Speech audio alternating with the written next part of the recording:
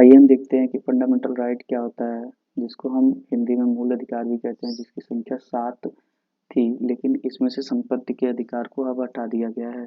जो अब 6 मूल अधिकार बचे हुए हैं, जिनका वर्णन भारतीय संविधान में आर्टिकल 12 से 35 के बीच में वर्णित है। आर्टिकल 12 में राज्य शब्द की परिभाषा दी गई है, जिसमें सरकार और भारत की संसद, सरकार और राज्यों की विधायिका, भारतीय क्षेत्र के भीतर सभी स्थानीय और अन्य प्राधिकरण शामिल हैं। इसमें नेक्स्ट है आर्टिकल 13। आर्टिकल 13, यदि राज्य द्वारा कोई ऐसी विधि बनाई जाती है जो मूल अधिकारों का उल्लंघन करती है, तो न्यायालय उसको शून्य घोषित कर सकता है।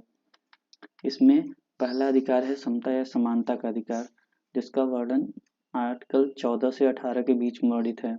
इसमें धर्म, जाति, लिंग या जन्म स्थान की परवाह किए बिना व्यक्तियों को समान अवसर प्रदान करना, अस्पृश्यता, भेदभाव जैसी सामाजिक बुराइयों का उन्मूलन और कानून के सामने सभी व्यक्तियों के साथ समान व्यवहार करना भारतीय संविधान में समानता के अधिकार की कुछ विशेषताएं हैं।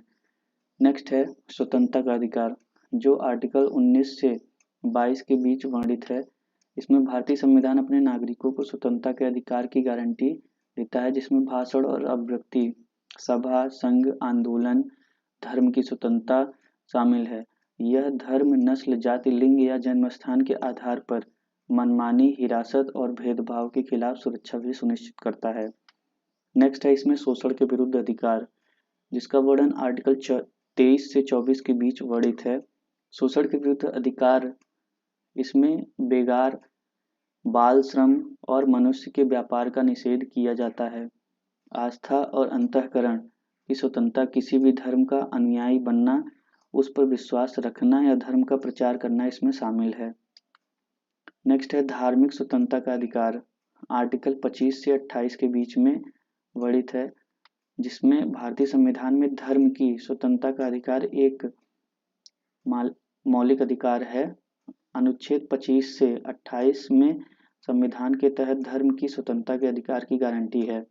इसमें भारतीय नागरिक को अपने धर्म का शांतिपूर्वक अभ्यास करने और बढ़ावा देने का अधिकार है। नेक्स्ट है संस्कृति और शिक्षा संबंधी अधिकार, जो आर्टिकल 29 से 30 के बीच में वर्णित है। इसमें सांस्कृतिक और शैक्षिक अधिकारों को भारतीय संविधान के अनुच्छेद 29 और अनुच्छेद 30 के तहत मौलिक अधिकार कहा गया है। सांस्कृतिक और शैक्षिक अधिकारों का एक उदाहरण भाषा, लिपि और संस्कृति की रक्षा का अधिकार हो सकता है। नेक्स्ट है इसमें संवैधानिक अधिकार, जिसमें ये कोई अधिकार ना होके बल्कि इसमें ये मूल अधिकारों की रक्षा के लिए बनाया गया है, जो आर्टिकल 32 में उल्लिखित है।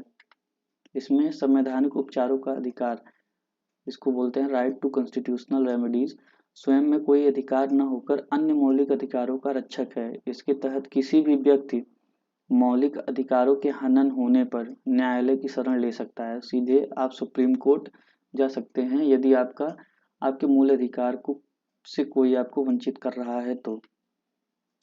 अब ये संपत्ति का अधिकार, अब इसको मूल अधिकार की श्रेणी से निकालकर इसको कानूनी अधिकार दे दिया गया है, जो अनुच्छेद 300A में वर्णित है।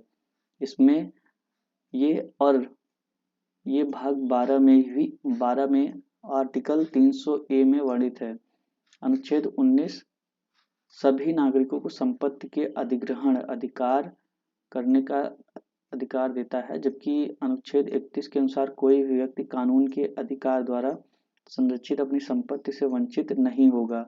बाद में 1978 के 44वें संशोधन में मौलिक अधिकारों की सूची से इसको संपत्ति के अधिकार को हटा दिया गया है। धन्यवाद।